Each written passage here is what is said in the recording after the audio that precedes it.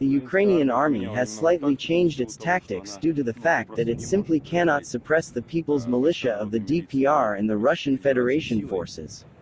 They have turned into the guerrilla warfare, and by intimidating the locals, kicking them out of apartments, which have been recently mopped up and cleared, they set small ambushes in the rear and delay as much time as possible.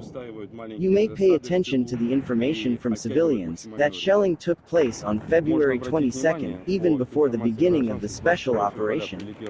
The Azovstal iron and steel work is over there, and it can be clearly seen from the trajectory that Nazis were purposefully hitting the small house suburbs. I live in the suburbs, and so they drove up to our house and started shooting at somewhere.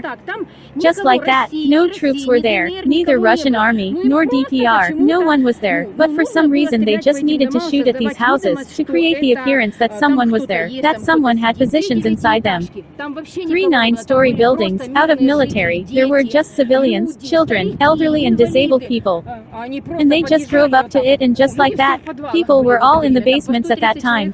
It was about 130 people in every house. And the Nazis were just standing here and shooting. They were hitting the shaft so that all the houses would start burning. They mocked and just burned us. And as the Russian and DPR forces came in and whatever they had, at least some kind meals, they gave it to the children first of all. When the Azov shelled us, I was hit by mortar. I got a big shrapnel wound. The Ukrainians were pushing us out. When the Azov came, they kicked everyone out. We have been staying without water for 3 weeks. When the DPR troops came, they provided us with water. We buried 28 people who were frozen. The Ukrainians were the ones who shelled us. Not Russia, but they shelled us. And the Azov said they would leave Mariupol in ruins. This is how it turned out. The fucking president was told, "Bastard, come here."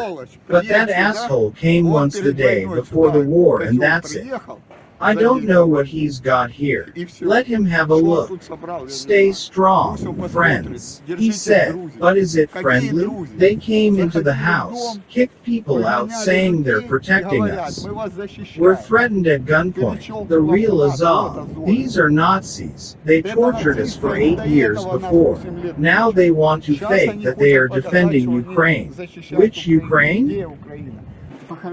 They are buried together, mother and her son. The son was killed by Glock and the mother's legs were torn off. She bled to death. No electricity, no communication. Can you imagine it? No fire engines. Everything is on fire. We don't know what to do. Do you understand? No water. The sewer is down. I bought this in Sevastopol when I was there. I hope that one day we would have it all.